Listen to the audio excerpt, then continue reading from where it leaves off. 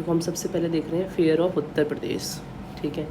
The culture of reason और country is the quintessence of traditions and customs and practices and urge prevalent in the past. All these aspects of culture are very beautifully, truly, and amply represented through the colorful, vibrant fair and festival. About 2250 fair are held every year in state of Uttar Pradesh. Important fairs of Uttar Pradesh are given below. देखो सबसे पहले हम देखते हैं Kumbh Mela. Kumbh Mela Prayagraj. This fair is held in the month of May, मतलब जनवरी फरवरी, alternatively every 12 years. Mahakumbh कहते हैं 6 ईयर में Ardhkumbh on the bank of Sangam confluence of 3 river Ganga Yamuna Saraswati. इसको इन तीर्थराज प्रयागराज नहीं Allahabad. Kumbh Mela of 1 month duration is one of the biggest fair of the world. The festival is marked by a ritual dip in the water, but it also is celebration of community commerce with numerous fairs, education, religious discourses by saints, mass feeding of monks or the poor, the entertainment spectacle. Approximately 120 to 130 million people attended the Allahabad Kumbh Mela in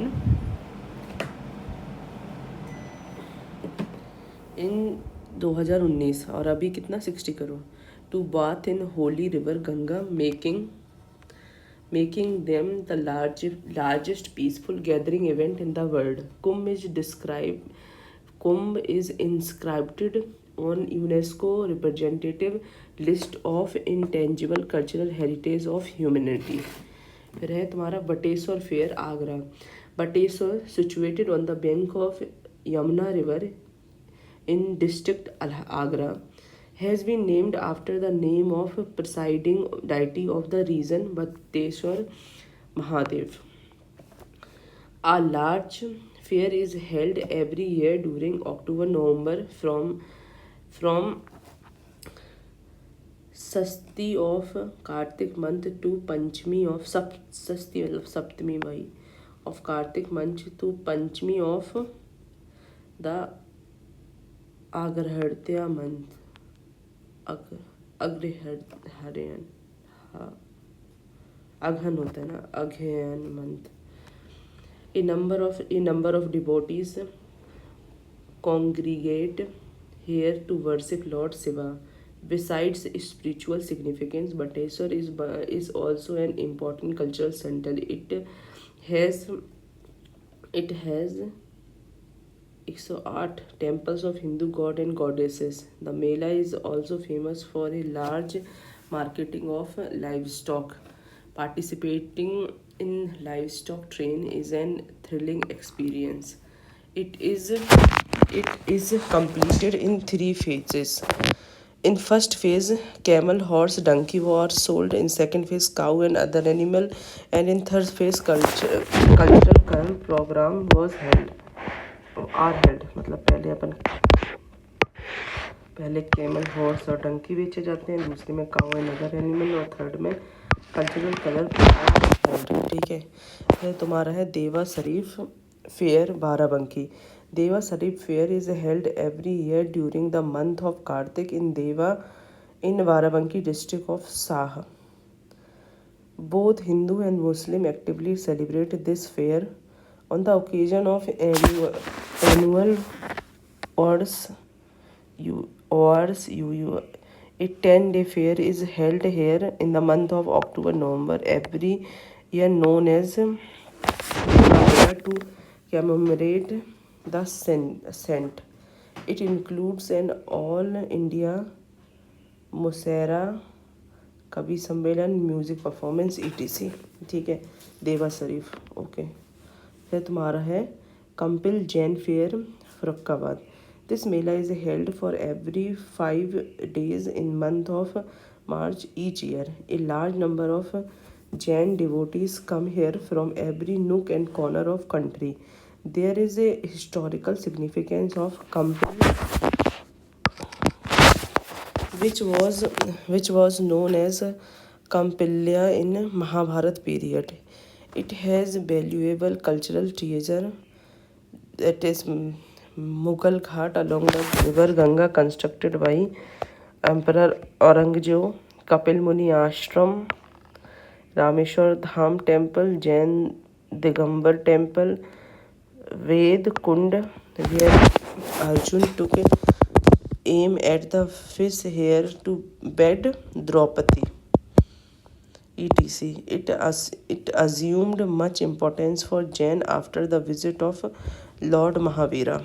ठीक है, अब आते हैं देवी पाटन का मेला, ये बलरामपुर में होता है. This fair dedicated to goddess Patan Devi. Goddess Patan Devi is organized each year during Chaitra Navratri at Tulsipur in Balrampur district. Come, Chaitra Navratri. Chaitra Navratri at Tulsipur, Balrampur district. Various cultural programs and religious ceremonies are performed in Mela. Large number of people gather here to have darshan of maa and participate in these activities. फिर है तुम्हारा Dadri Mela Ballia. Dadri is located at a distance of 5 kilometre from Ballia town. It is the place where Dardar Muni son of Bhrigu ऋषि. दरदर मुनि दादरी में Dardar Muni son of Bhrigu Rishi, spiritual son of lord Brahma undertook penance. ठीक है, तो यहाँ दादरी मेला लग जाता है. In his memory Ballia municipal board organize a 2 week long fair on Kartik Purnima. It is estimated that 4 lakh people come to Mela from different parts of Uttar Pradesh and neighboring state. Apart from a large amalgam of people, the cattle assembly in the fair is stated to be the greatest in the state. ठीक है, तो अपनी दादरी मेला हो गया. ठीक है, Ramnavami Mela Ayodhya Ramnavami festival is celebrated on Navami तीर्थ in month of Chaitra April, the birth date of Bhagwan Ram, and melas are organised all over the state. But Ramnavami Mela of Ayodhya, the birthplace of Lord Ram, has special significance. Devotees not only from state but also every corner of country assemble at Kanak Bhavan to worship and venerate their Lord. अब है तुम्हारा श्रवण झूला मेला Ayodhya. It is a major fair which is held in Ayodhya each year on the 3rd day of second half of Shravan and last till the end of month. ठीक है, the images of deities, particularly of Ram, Lakshman, Sita, are placed on the swing of temples and also taking to Mani Parvat swing of. देखो, the images of deity, particularly Ram, Lakshman, Sita, are placed on swings of temple and also taken to Mani Parvat, where ideal are made to swing from branches of trees. ठीक है, pilgrims all over the country and also from abroad come here to perform worship and take holy dip in river Saryu. ठीक है, अब आते हैं Janmashtami fair Mathura. Janmashtami is one of the most widely celebrated festival in India as well as Uttar Pradesh. Although the festival is celebrated all over Uttar Pradesh, it is the celebration of Mathura zone that has a special significance in this festival. The twin city of Mathura and Vrindavan celebrate the festival of Janmashtami with great pomp and show. Janmashtami celebrates the birth of lord Krishna. ठीक है, अब आते हैं Gaucharan fest Mathura, Gaucharan fair Mathura. Gaucharan Fair is one of the famous fair of Brij region. It is organized in Mathura on the 8th day of Kartik month and also known as Gopastami. In this fair cow are worshipped. ठीक है. फिर अपन देखते हैं Sardhana Christian fair Meerut. Sardhana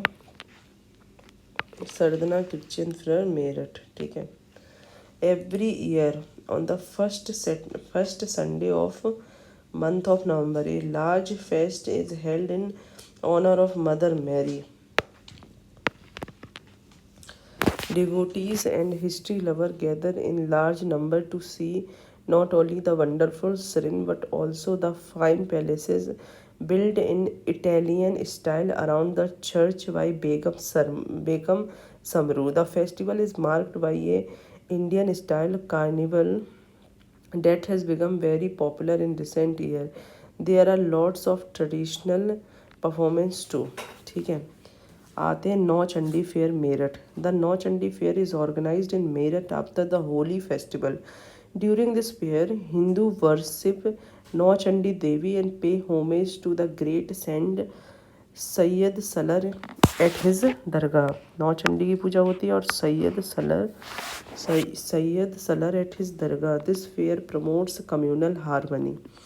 अब आते हैं Kailash fair. The Kailash fair another religious fair held at Kailash 12 km from Arga is celebrated in the month of August and September. The fair is celebrated in honor of Lord Shiva, who is believed to have appeared at the place in the form of a stone lingam. ठीक है. अब आते हैं Sakumbari Fair. Sakumbari Fair is organized twice a year during Navratri in Saharanpur district of Uttar Pradesh. ठीक है. The cultural significance of each fair, whether it belongs to Hindu, Muslim, Sikhs, Buddhist, Jain, Christian, or gathering for trade, art, and other festival, is too obvious to be clarified. In a nutshell, however, it may be mentioned that each festival and fair teaches us about dedication, devotion, abnegation, reciprocity, love, and sacrifice. The children to imbibe these values along with us. These are the qualities that are replicated more by example rather than mere teaching. Needless to emphasize that such values are vital not only for the family but also for society and strengthen relationship through sharing and caring. ठीक है. अब अपन देखो इधर fair देखो. सबसे पहले सहारनपुर में ये देख रहे हैं सकुम्बरी देवी. ठीक है. फिर उसके बाद देखो मेरठ में नौ चंडी फेयर. हापुड़ में ग्रह मुक्तेश्वर फेयर. ठीक है. फिर आते हैं रामपुर में फाल्गन फेयर. ठीक है. फिर अपन देखते हैं यहाँ मरवा में Haridas Jayanti, Kansa fair, Gutiya fair, Shravani and Janmashtami fair, Jhula fair और द्रुपद फेयर. ठीक है. आगरा में देखो Bateshwar cattle fair, Gangaur fair and Kailash fair. ठीक है. कासगंज में सरोन फेयर. ठीक है. हरदोई में बेरिया घाट फेयर. ठीक है. अयोध्या में परिक्रमा फेयर, रामायण फेयर. झांसी में आयुर्वेद फेस्टिवल होता है. ठीक है. बांधा में क्लिंजर फेयर होता है. चित्रकूट में रामायण फेयर होता है. प्रयागराज में महाकुंभ, अर्धकुंभ मेला, क्राफ्ट फेयर एंड मेघा मेला. ठीक है. अगर हम यहाँ मिर्ज़ापुर में देखा जाए विंध्याचल देवी फेयर. बनारस में देखा जाए नकटिया फेयर, रथकथा फेयर और ध्रुपद फेयर, ठीक है। फिर ये अयोध्या के बाद ये कौन सा है, अम्बेडकर नगर में देखा जाए तो गोविंद साहब फेयर, ठीक है। गोरखपुर में खिचड़ी फेयर, ठीक है। बाराबंकी में देवा शरीफ फेयर, बलरामपुर में देवी पाटन फेयर, बहराइच में सैयद सलार और लखीमपुर खीरी में गोला गोलखनाथ फेयर और सहारनपुर में धाई घाट फेयर, ठीक है। फरक्काबाद है ये, ठीक है। Ram Narangiya fair, Shringrapur fair and Shravani fair, ठीक है। ये अपन याद कर लो, ठीक है। हाँ, तो हमने अभी देखो फेयर देखा। फेयर हमने क्या देख रहे हैं कि 2250 तरह के फेयर होते हैं जो कि हर साल होते हैं, ठीक है। हमने कुछ देखा जैसे महाकुंभ हो गया, बटेश्वर फेयर हो गया, देवा शरीफ बाराबंकी, रामनवमी अयोध्या, कंपिल जैन फेयर इन फरक्काबाद, श्रवण झूला मेला अयोध्या, और उसके बाद तुम्हारा देवी पाटन बलरामपुर, जन्माष्टमी फेयर मथुरा, दादरी मेला हो गया, गौचरण फेयर मथुरा, ठीक है। फिर है तुम्हारा साधना क्रिश्चियन फेस्टिवल, नौचंडी मेरठ और तुम्हारा कैलाश फेयर हो गया, और सकुम्बरी देवी फेयर हो गया, ठीक है। अब आते हैं music and folklore of Uttar प्रदेश। देखो, भरत मुनि नाट्य शास्त्र is considered the Bible of music and dance. Bharat मुनि नाट्य शास्त्र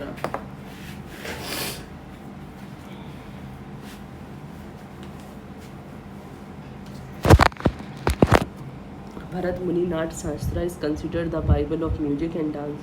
It was compiled in Uttar Pradesh, which has had a musical tradition since Vedic time, as mentioned in Samaveda, which talks about the seven notes of raga. The Mahabharata also tells us about the seven swara and Gandhar gram, ठीक है। eminent name in the field of music in Uttar Pradesh from the 6th to 12th century were Kasyav, Sardul, Datil Matangam, Abhinav Gupta and Haripal। कौन कश्यप, सरदुल, फिर है तुम्हारा Dattil, Matangam, Abhinav Gupta and Haripal. The 15th and 16th century were significant for Uttar Pradesh in this context. During this period, Persian tunes were blended with Indian music. कौन सी समय में 15th and 16th में during this time Persian tune were blended with Indian music. Amir Khusro developed the sitar, an improvised form of Tirantara Veena. He also visualized khayal and created new raga influenced by both Indian and Persian music, ठीक है। Fatehpur Sikri at that time was the center of music and had several eminent musicians such as Jainu Khan, Jorawar Khan, Ghulam Rasool Khan, छोटे पखवाजी और मदर बुक्स, Tansen Swami Haridas and Baiju Bawra belong to Vrindavan. This is witnessed the emergence of two distinct strands of music. One was the court music that found protagonist in court of Agra, Fatehpur Sikri, Lucknow, Jaunpur, Banaras, Ayodhya, Banda and Datia. The second was the religious tradition rooted in bhakti cult. which flourished in centers like Mathura, Vrindavan, and Ayodhya. Rulers and musicians from Uttar Pradesh contributed to the prosperity of Hindustani music. However, during the reign of Aurangzeb, music and its practitioners suffered. The Nawab of Awadh provided them support and shelter. ठीक है. Faizabad and later Lucknow, being the capital of the state during the Nawabi period, became the center of classical music and dance. Nawab Wajid Ali Shah, himself a musician and a disciple of Thakur Prasad, the famous exponent of Kathak dance, was known for providing state patronage to musicians. The tradition of music and culture continues to flourish in Uttar Pradesh. Artists of the stature of Sehnai, Maestro Utsaj Bismillah Khan, Kathak Vizard Biju Maharaj, Tabla Maestro Kisan Maharaj, and the legendary Baba Alauddin Khan and his disciple Pandit Ravi Shankar and Ustaz Vinayak Khan, as well as Ghazal singer Begum Akhtar, Rasulan Begum, Girija Devi, and many more have lived and practiced their art here. ठीक है. अब आते हैं classical Hindustani music of Uttar Pradesh. Uttar Pradesh is the Citadel of Purvia अंग of Hindustani classical music.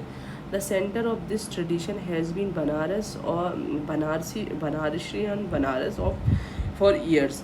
The Gharana system of Uttar Pradesh played an important role in developing classical music and classical dance in Uttar Pradesh. Various classical style in Uttar Pradesh are पहला है Dhrupad style. It emerged from the temple but devolved under the Mughal court. Tansen, Baiju, Vajra और स्वामी हरिदास. तानसेन हो गए, Baiju, बवरा and Swami Haridas were Drupad singer in Akbar court. Dagri Gharana of Uttar Pradesh and Bihar is associated with Drupad style. है तुम्हारा ख्याल. It is developed by Amir Khusro and reached its zenith under Sultan Muhammad Sarki. Khan is prominent in Khayal compared to Alp in Drupad. Kirana and Agra Gharana are famous for Khayal. ठीक है. फिर है तुम्हारा तराना style. It was also developed by Amir Khusro and emphasized rhythm sung at fast tempo. ठीक है. मेवाड़ी घराना is associated with तराना. अब है तुम्हारा ठुमरी स्टाइल. ठुमरी स्टाइल में देखो, thumri style it is a semi classical music style of Hindustani music influenced by भक्ति tradition. It is composed in Hindi, Braj and Avidhi dialect. ठीक है. फिर उसके बाद हम आते हैं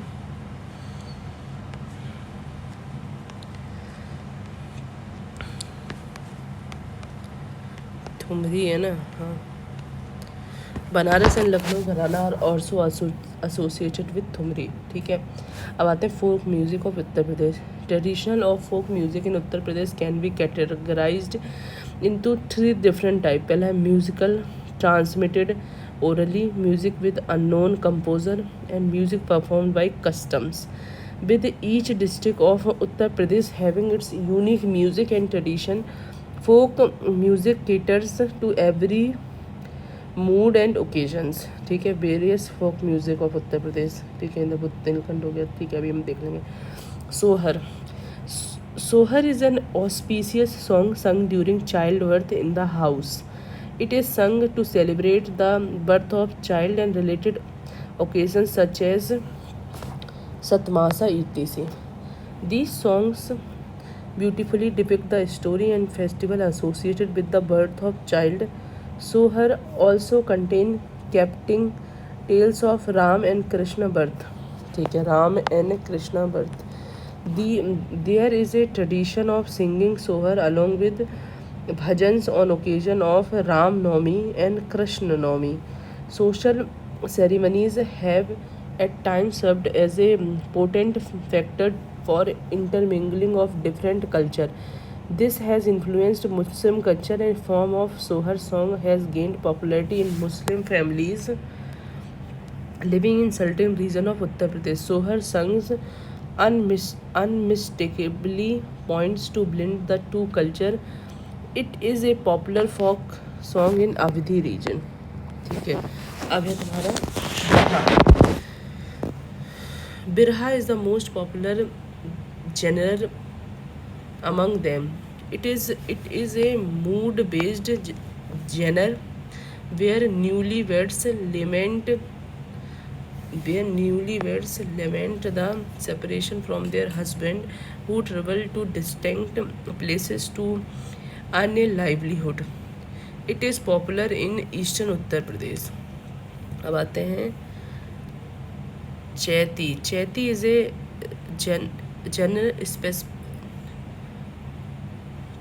a general specific to a particular month and primarily sung during the month of Chaith. According to Hindu calendar, the core theme of these songs is amorous fight between lovers.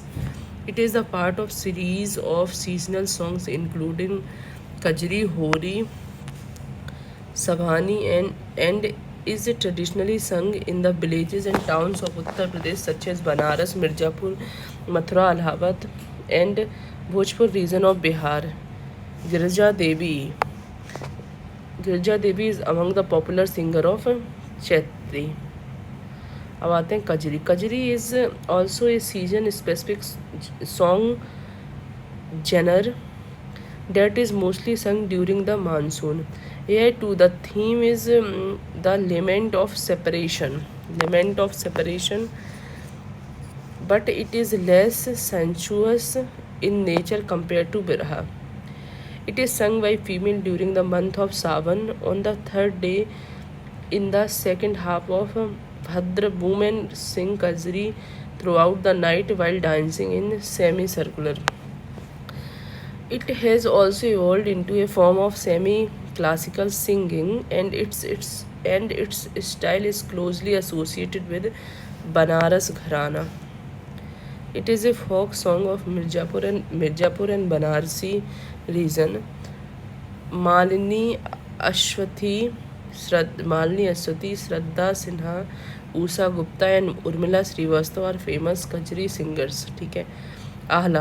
Ala is a typically blend of Bundelkhand that narrates the heroic deed of Ala and Udal, the two warrior brothers who served Raja Parmal of Mazoba. Mahoba है हमको लग रहा है. This is the most popular music of Bundelkhand region, which is also popular in other part of country. The ala is full of tale of feudal calabri appealing to common men. It highlights the high principle of morality, cavalry and nobility prevalent in those time. ठीक है. Rasiya is a popular genre of Indian folk music from the Braj region of Uttar Pradesh. They are most commonly sung to set a stock tune that often portray the love of Hindu god Krishna and goddess Radha. ठीक है. This style of music is commonly associated with popular ancient Hindu festival of Hori and is performed by villager professional entertainers as well as participants in songs seasons. Fag. Pag is sung on the occasion of Holi in eastern Uttar Pradesh. The theme revolves around the natural beauty and love affair of Radha and Krishna. Apart from these, various songs are related to the Bhakti and Sufi tradition as given below. फिर सबसे पहले गजल. The ghazal was a popular singing style that was performed only in royal court of Awadh region. Today, it has transcended the confines of princely court and is more accessible to common masses. It is a mellifluous style of singing that unites verses in prescribed format. Kabbali are the poem of Sufi saints, usually sung in tandem by two or more people, while other form a circular dancing around the tomb of Sufi saint with fervor. The heady flavor of music and dance often leads to trance-like state. Bhajan. Bhajan are associated with the Bhakti movement and themes are derived from lives of god and goddesses, especially from the epic of Mahabharata. ठीक है. Ramayana, Mahabharata and Ramayana. Mirabai, Tulsidas, Surdas, Kabir etc popularized bhajans. अब आते हैं link of music with culture, custom and historical tradition. देखो Kajari. It is performed during the month of Sawan to explain the cultural significance of monsoon.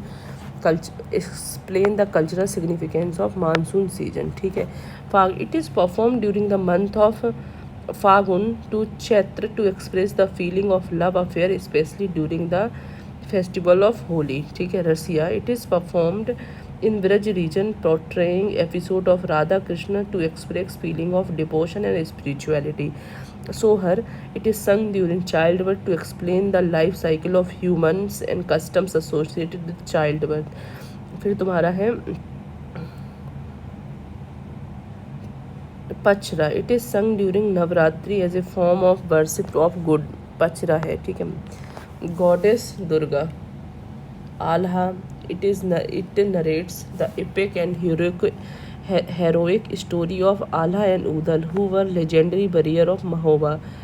ठीक है. Braha. It explains local events that have taken place in Bhojpuri language. ठीक है. Chaitri. It explains the birth of Lord Rama in Ayodhya during month of Chaitra. ठीक है. Ragini. It also explains local historical event of particular region. ठीक है. फिर अपन आते हैं इधर. देखो language and dialect of Uttar Pradesh. ठीक है. The language of Uttar Pradesh generally belong to two zone in Indo Aryan language. पहला है central and east. There are approximately 20 lakh spoken language spoken in Uttar Pradesh. Hindi is the state official standard and Urdu is co-official. Hindi is state's official standard and Urdu is co-official. ठीक है. According to census data, the Hindustani language, which includes Hindi and Urdu, is spoken by 85.56 of population. ठीक है. हिंदी बोली जा रही कितने? हिंदी और Urdu 85.56 of population. ठीक है. आते हैं अब इधर. Bhojpuri is second most spoken language in the state, spoken by almost 11% of population. However Hindi is broad level that encompasses many dialects, some of which may be considered separate languages and may or may not be fully mutually intangible. These dialects include Abdhi, Braj भाषा, Bundeli, Bagheli and Kannauji. ठीक है. हिंदी देखो. Hindi is the official language of Uttar Pradesh. The official Hindi speech known as Khari Boli is considered the standard form. Although it is not spoken strictly in everyday life, it is the official lingua franca of state and extensively used in all official manners. Urdu is Urdu is the second most widely spoken language in Uttar Pradesh, used by 9% of population. It retains much of the original charms and is favored by poets and writers. The blend of Hindi and Urdu called Hindustani is considered the sweet and lyrical. It is written in both Devanagari and Nastaliq script and preferred by large section of population. ठीक है. Dialect of Uttar Pradesh. Dialect are the language spoken in a specific region, and when the literary work are written in particular dialect, it is called sub-language. The major dialect of Uttar Pradesh as follow. ठीक है. Korvi also known as खड़ी Boli is a set of Western Hindi varieties derived from Sauraseni Prakritic. Standard Hindi and Urdu are based on Hindustani, especially in Dehlavi dialogue, all Hindi. ठीक है. खरी बोली is spoken in the rural area around Delhi, northwest Uttar Pradesh and some neighboring region of Haryana and Uttarakhand. ठीक है. Some earliest example of खरी बोली can be seen in the composition of Amir Khusro, who is considered the father of खड़ी बोली. The area around Delhi has traditionally been the center of power in northern India, and खड़ी बोली dialect came to be regarded as more urban and of higher standard than Hindi dialect. ठीक है. तो हमने देखा है खड़ी बोली कहाँ है, वेस्टर्न, यहाँ western Hindi variety drive from Sauraseni Prakrit. Standard Hindi and Urdu are based on Hindustani, especially in Dehlavi dialect. Old Hindi को यूज़ कर रहे हैं. ठीक है. खड़ी बोली हो गया. तो देखो ना, यहाँ हो गई खड़ी बोली. ठीक है. ये खड़ी बोली हो गई. फिर यहाँ हो गया ब्रजभाषा, ये हो गई बुंदेली, ये हो गई बघेली, ये अवधी, यहाँ भोजपुरी, यहाँ कन्नौजी. ठीक है. तो बस ये आपको बना देना है. आते हैं Brajbhasha. Brajbhasha is spoken in Braj region. कहाँ? Obviously Braj region. Centred on Mathura, Agra, nearby area in Uttar Pradesh, as well as Bharatpur, Dholpur in Rajasthan and northern region of Madhya Pradesh like Morena. Sub-dialect of Brij Bhasha include Bharatpuri, Antarvedi, Dengi and Bura. Much of Hindi literature are developed in Brij Bhasha during the medieval period, and a substantial amount of bhakti and devotional poetry is written in this language. Devotional poem of Krishna are also composed in Braj. Braj is the main language of Hindustani. Classical music composition and organized from Swaraseni Apabhramsa. ठीक है. Bhojpuri is an Indo-Aryan language native to the Bhojpur region of India and Tarai region of Nepal. It is chiefly spoken in western Bihar, eastern Uttar Pradesh and the northwest Jharkhand. It is also spoken in Purvanchal region, including Banarsi, Gazipur, Mऊ, Balia, Chandoli, Gorakhpur, Deoria, Kushinagar, Azamgarh, Basti, Siddharthnagar. Bhojpuri is descended from Maghi Prakrit and developed during the reign of Vrindavan dynasty. Vikari Thakur made significant contribution to Bhojpuri literature and theatre in 20th century. ठीक है. अभी देखो बुंदेली और Bundelkhandi is an Indo Aryan language. क्या Indo Aryan है? Spoken in Bundelkhand region of central India. It is a dialect spoken in Lalitpur, Jhansi, Hamirpur, Chitrakoot, Orai, Mahoba, Banda district. Bundelkhandi is classified under western Hindi by George Abraham. Western Hindi by George Abraham Grierson in his linguistic survey of India. It is closely related to Braj Bhasha and was considered a literary language of North Central India until 90th century. Bundeli is sometimes referred as a dialect instead of language, like many other Indo-Aryan languages. ठीक है, अब आते हैं अवधी। Awadhi is an Indo-Aryan language spoken in Awadh region of Uttar Pradesh and Nepal. It falls under the eastern central zone of language within the Indo-Aryan dialect continuum and is often recognized as Eastern Hindi. ठीक है, Awadhi is believed to have organized from an older form of Ardh-Maghi,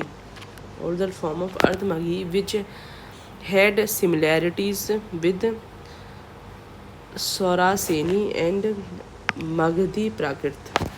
Avdi became the vehicle for epic poetry in northern India in ancient and medieval period. It is associated with the work of poets like Tulsidas and Kabir. Awadhi literature continued to thrive in modern period with notable contribution from writers like Ramabai Kaka, Balabhadra Prasad, Bansidhar Shukla. Bagheli is primarily spoken in Rewa, Santa, Sindhi, Singrauli, Sahdol, Umaria, Anuppur, Kanti district of Madhya Pradesh and some part of Prayagraj and Chitrakoot district of Uttar Pradesh, as well as Bekuntpur in Chhattisgarh. It is classified as Eastern Hindi under the Indo-Aryan language. Bagheli is closely related to Abdi and both descend from the same Hag-Maghi. Early Hindi linguistics regarded Bagheli as the southern form of Abdi, but a recent study recognized Bagheli as a separate dialogue on par with Abdi. ठीक है, Kannauji. Kannauji is an Indo-Aryan language spoken in the Kannauj region of Uttar Pradesh. It is dialect spoken in Kanpur, Pilibhit, Hardoi, Shahjahanpur, Farakkabad and Etawah. Kannauji originated from Sauraseni, Apabhramsa and is closely related to Hindustani with a lexical similarity of 83 to 94% with Hindi. ठीक है, some consider it a dialogue of Hindustani, which other consider it a separate Western Hindi language. Eastern part of Kannauji are heavily influenced by Awadhi while Western by Braj speaking. ठीक है, अब आते हैं literature of Uttar Pradesh. ठीक है, literature देखते हैं। Uttar Pradesh has a long history of language and literature. The sheer variety and richness of astonishing contribution of literary figure from Uttar Pradesh date back to ancient time. A prominent hub of ancient work for gathering of luminaries from the field of education and religion, though Banarsi has always in successive century drawn thinker to participate in debate on a range of subject and promote philosophical dialects. Its propensity for such rich learning has placed it in the high regards in ancient texts of Hindu epic. Its propensity for such rich learning has placed it in high regards in the ancient texts of Hindu epic in Sanskrit. which was written in the state, and the Purana, some of which were also written in the region, also with many venerable text of Hindu and Buddhist literature. ठीक है, development of literature in वैदिक period देखो, the period of 2000 से 1000 BC is known as वैदिक period during which 4 type of literature come into forefront, जैसे वेद, ब्राह्मणास, आरण्यक and Upanishad together card श्रुति ग्रंथ. The people of Kuru and Panchal substantially contributed to the development of Vedic culture and Sanskrit literature. The Upanishads signify the highest reach of human imagination. Upanishad literature was the product of mediation in ashram, the hermitage of sage, several of which in Uttar Pradesh. ठीक है, distinguished sects like Virgu, जामधानी, ये सब says हैं. ठीक है, भृगु हो गए, Jamadagni, Bharadwaj, Yajnavalkya, Vashishtha, Vishwamitra, Valmiki, Atri had their ashram in Uttar Pradesh और were otherwise connected with the state. देखिए द एपिक पीरियड देखो 1000 से 600 BC, which began after the Vedic age, has paramount significance from the cultural advancement in Uttar Pradesh. The composition of Ramayana, Valmiki and Mahabharata epic are the most notable contribution of this period. The ashram of Valmiki was in Brahmavrta, Bithur in Kanpur district, and that of Vyas in Nemi Saranya, Nimsar Misrikh in Sitapur district. ठीक है, जब मतलब ये अपने 2 reason देख लिया मतलब वैदिक पीरियड में. अब आते हैं मिडीवल पीरियड में क्या हो रहा था. The art culture language and literature in Uttar Pradesh pulsated with dynamism in Middle Age. During this period, the 2 main language of state, Hindi and Urdu, made a rich contribution to literature. ठीक है, अतः Hindi literature based on its form and trends is divided into 4 period. सबसे पहला है Veer Gatha Kaal, the age of heroic poetry, Bhakti Kaal, the age of devotional poetry, Riti Kaal, the age of आर्मोअस poetry, and Adhunik Kaal यानी modern age. The development of Urdu literature in the state is also presented afterward. ठीक है, सबसे पहले देखो वीर गाथा 10 से लेके 10th to 14th century. The literary work of this age bound in heroic poem and ballad, composed by court poet enjoying state patronage. Among these, Parmal Raso and Prithviraj Raso are most important work of this age. The former, composed by Jagnik, embodies the valorous deeds of Ala and Udhal of Jejaka Bhukti, yani Bundelkhand, and later written by famous Chandvardai, narrates the heroic deed of King Prithviraj Chauhan. By 13th century, Hindi became popular even among Muslims, whose eminent poet, surnamed the Parrot of India, was Amir Khusro. He belonged to Patiali, East Etawah district. He was a prolific author having equal command on Persian, Urdu and Hindi. His craftsmanship and foresightedness provided Hindi poetry altogether new dimension. Among his popular work, mukris were most recognised. ठीक है, भक्ति काल 14 से लेके 17 century.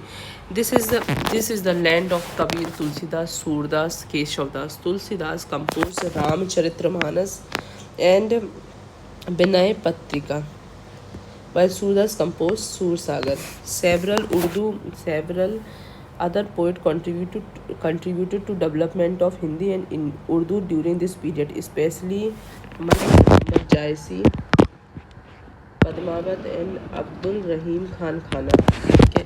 Other scholars such as Assu Ghosh, Ban, Mayur, Divakar, Bagpati, Bhagbhuti, Rajsekhara, Lakshmidhar, Sri Hars, and Krishna Mishra, who were prominent at the court of the king of the time, also contributed to the development of Hindi literature. Major center of literature were Banaras, Braj region, Awadh region, Bundelkhand and later Prayagraj.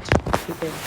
रीति में देखो 1700 से 19th century, 70th से 19th century. Hindi poetry in later medieval period witnessed a radical change. Poet of this age created an environment in which poetry not only become all pervasive, appealing to general public, but also become a convention of demonstrating one's poetical art of marriage and other such occasions. Several prominent poets of this period belong to Uttar Pradesh, such as Bihari Mathura, Dev Itava, Bhushan Kanpur, Matiram Prayagraj, ठीक है, पद्माकर बांधा, gas Mathura, तोस इलाहाबाद, कुलपति मिश्रा आगरा, बेनी फतेहपुर, फिर है तुम्हारा श्रीधर उपाध्याय इलाहाबाद, रास लीला Hardoi, Beni Praveen Lucknow, Gurudatt Bhupati Sultanpur, Senapati Bulandshahr, etc. as famous bhakti poet Raskhan bhakti poet Raskhan belong to this period. ठीक है, रीति काल हो गया. अब आते हैं और फिर अभी they development in modern literature. An all-round development is observed not only in poetry but also in prose form of literature that come into being during the modern age. Bhartendu Harishchandra was the first literature to make new experiment in genres of prose, poetry and drama, ushering in the period of Renaissance in Hindi literature. After Bhartendu, poets like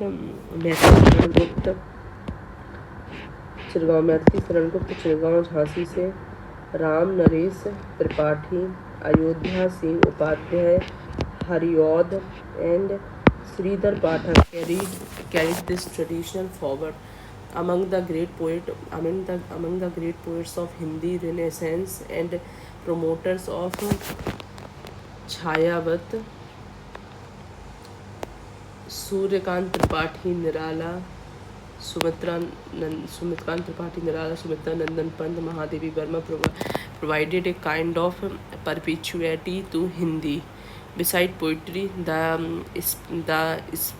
spectacular development in different form of prose, novel, drama, essay, story, criticism, articles, papers, conversation, biography, memoirs, etc. during this period brought Hindi literature at par with the most developed language of the world.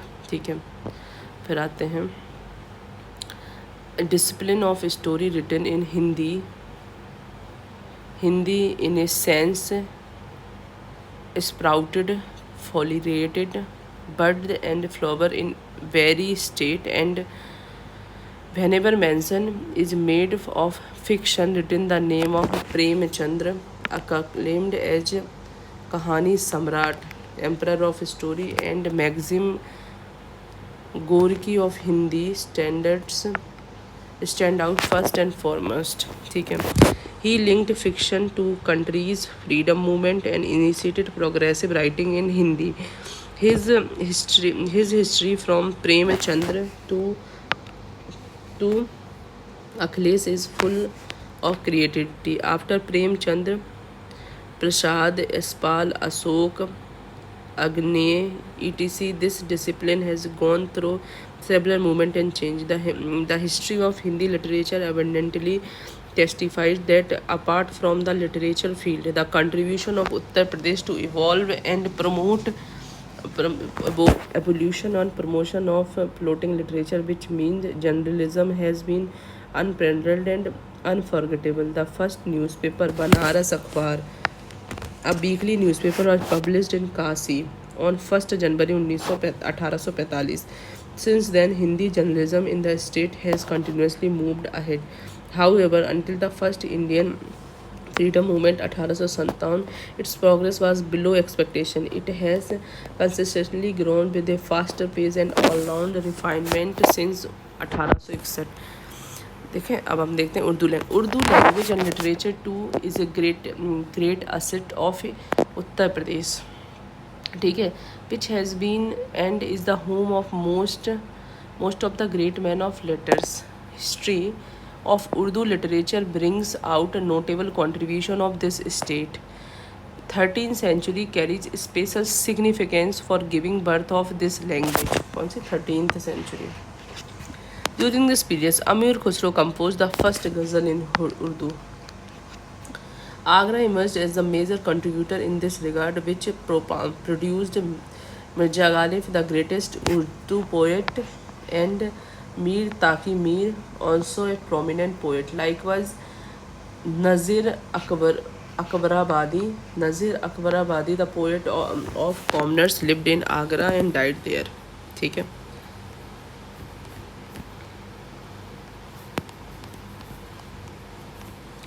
Lucknow has equally played a significant role in this process. Nawab Asrafuddaulah gave shelter and patronage to many poets like Fugan, Mir Sauda, Mir Jahid, Mir Hassan, Musafi, Insa, Zurat, who migrated from Delhi on account of disintegration of Mughal emperor. The leading luminaries in the field of Urdu poetry list of Uttar Pradesh cultural heritage are Fariq Gorakhpuri, Jose Mahilawadi, Akbar Prayag-Raji, Majaz Lakhnavi, Kafi Ajmi, Ali Sardar Jafri, Sakil Badiuni, and Nida Fazili. Urdu was declared as the second official language in 1989. ठीक है. A number of other measures towards the promotion of Urdu has been taken by government of Uttar Pradesh, and Urdu Academy has already been established. Necessary order has been issued for accepting application etc. in Urdu. Various incentives are given to those who learn and teach Urdu. It is thus evident that the role of Uttar Pradesh in developing the Urdu language has been very significant in past as well as in present. अब आते हैं milestone of Hindi journalism in Uttar Pradesh.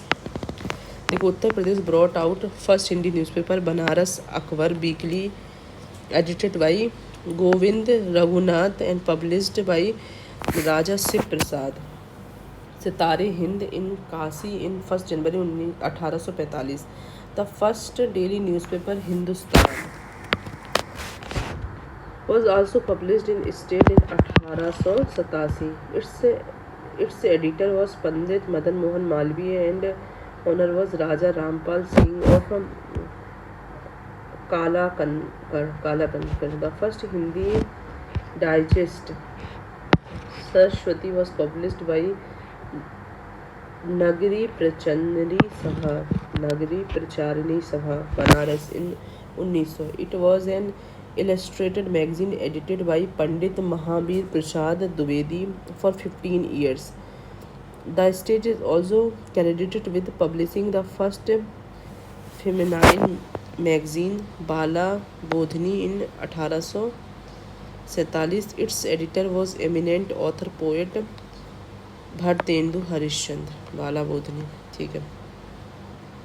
फिर है तुम्हारा ये Pandit Jugal Kishore Shukla who belong to Kanpur UP earn the credit of becoming first editor of first Hindi weekly newspaper Udan Martand published from Calcutta 1826 में।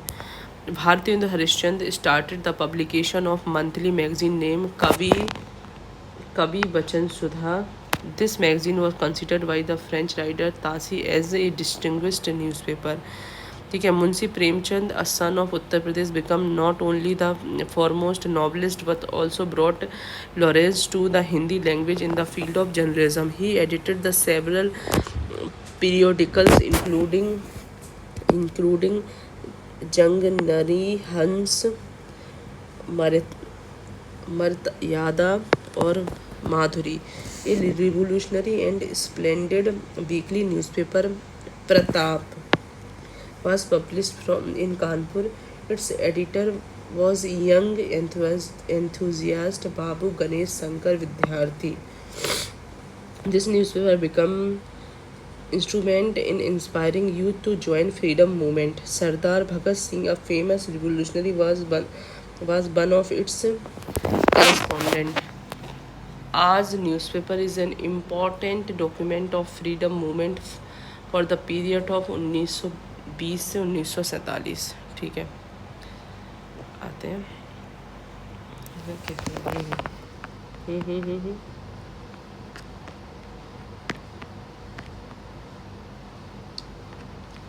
देख लेते हैं। देखो, culture and civilization according to UNESCO culture is generally considered to be the form of art be associated culture with moral values and people's behavior in human relationship. It is defined as action, behavior, attitude carried out in the interest of society or a society. Culture refers to standard of living, residence and dress and material pursuit, etc. Cultural diversity in Uttar Pradesh. Uttar Pradesh is divided into western and eastern region based on location.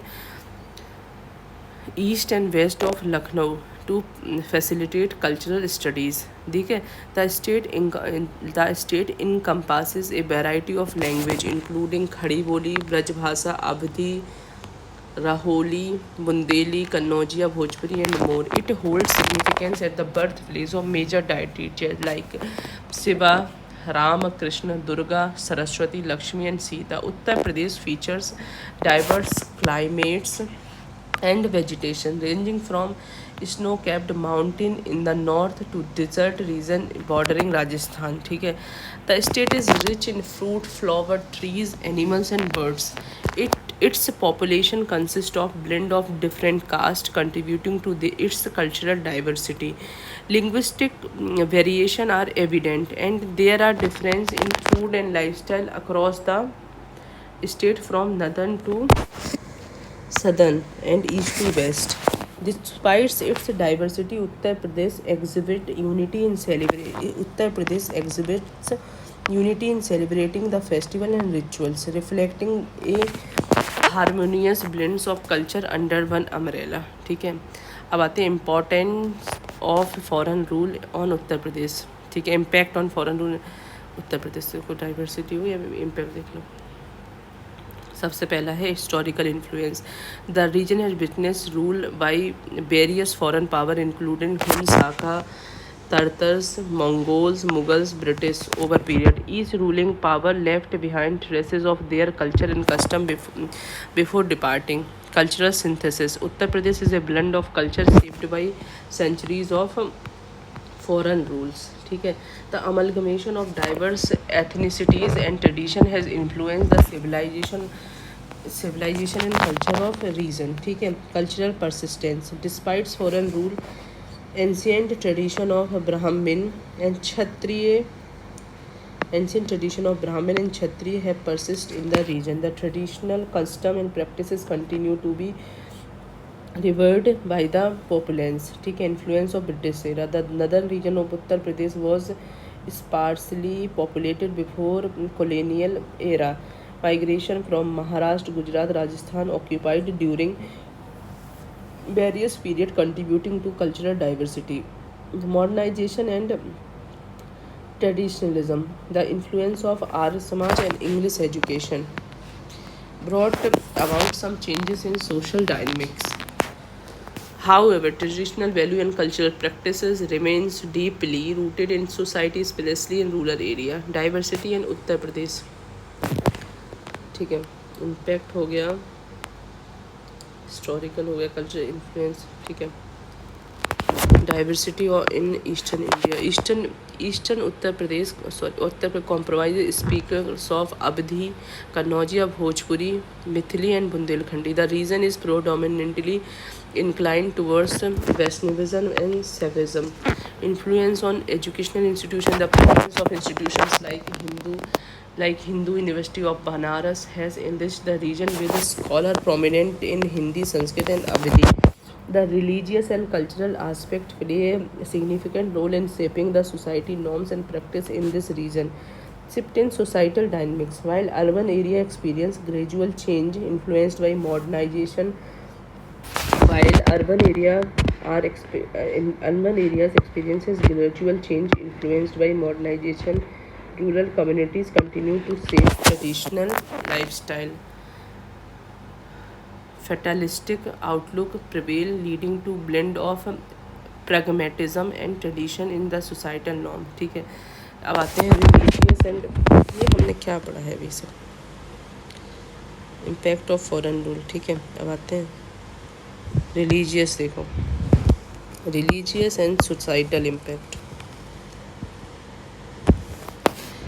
Respect of elder and women. The influence of religious and social narratives foster deep respect and reverence towards elder among the people. Women are highly esteemed and honored in the society. फिर है तुम्हारा contentment and acceptance.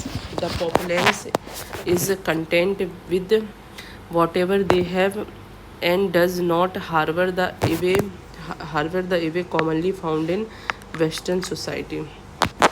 There is a sense of satisfaction and peace with whatever is available, diminishing the pursuit of excessive wealth. Economic backwardness. The region of Uttar Pradesh lags behind economically due to cultural disposition. Pursuit of material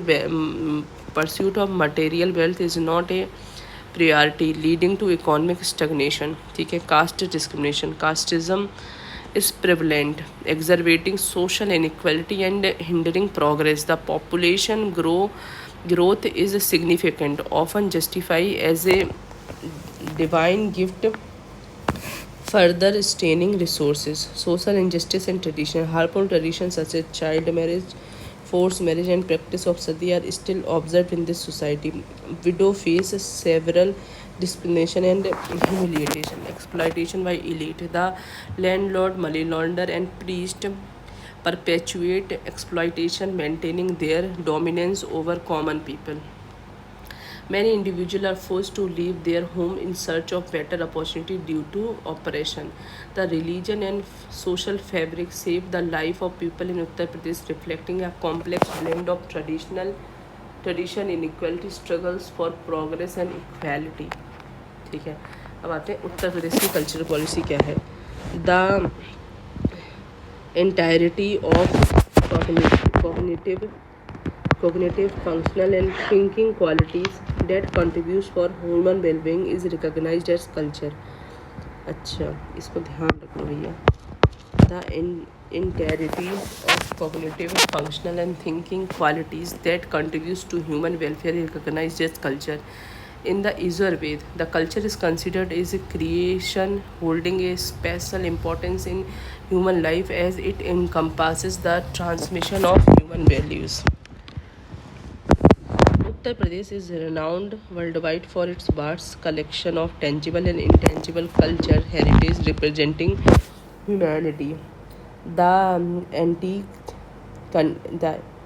antiquity, continuity and tolerance, receptivity and remarkable blend of spirituality and materialism form the Fundamental characteristics of Uttar Pradesh multifaceted culture. Preserving, promoting, and popularizing this unique culture identity in all its diversity, while, while establishing Uttar Pradesh as the premier cultural destination in the world is an integral aspect of this policy. Leveraging the cultural heritage as an effective means of state economic development further underpin this comprehensive approach. ठीक है, अब आते हैं objective and strategy. पहला है protection, promotion and strengthening of cultural. Protection,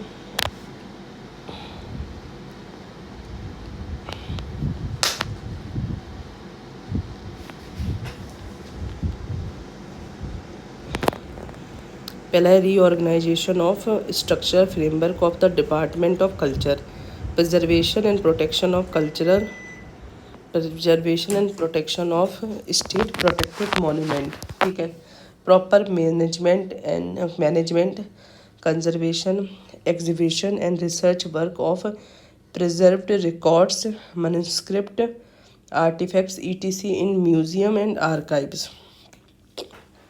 performing arts,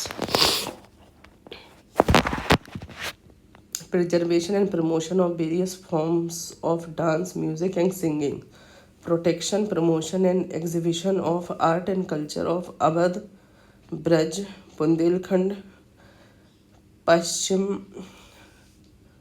Paschimantchal, Purvanchal region। protection and promotion of basic elements of Shakt, Nath, Bhakti, Buddhism, Jainism, Sufism, Kabir sect and due propagation of message of modern time। ठीक है, cultural mapping, creating a database of cultural properties and resources, various forms of performing art, visual arts, fine arts, monuments, antiques, statues, historical letters, manuscript, artifacts, ancient temples, fair festival, traditional reservoirs, traditional oil place related to freedom fighter and national movement etc regarding information collection। ठीक है, फिर उसके बाद है promotion of culture and spiritual and mythological tourism, encouragement to tourism for music, folk dance, handicraft, cultural festival, Ramayan circuit, Buddhist circuit tour to give international recognition to Uttar Pradesh Day। Development of public awareness towards cultural heritage to clarify the scientific basis of tradition, custom like yoga, Surya Namaskar, blowing of conch shell, planting of sacred trees, recitation of Veda mantra, astrology etc, compilation of material related to indentured laborer and display in the concerned district, inclusion of cultural heritage study in school college level educational curriculum, ensuring financial resource for proper development of cultural heritage, ensuring availability of finance resource through PPP, corporate social responsibilities and crowdfunding, linking art and architecture with livelihood to make excellent handicraft, various art form, festival fair of Uttar Pradesh world famous, to encourage the production demand of cultural products of state for employment generation, providing dynamism to local and state economy with the help of MSME and one district one product। artist welfare fund to provide scholarship, fellowship, award and recognition for welfare of artist, establishment of artist welfare fund, extension of monthly pension scheme operated for old and poor artists।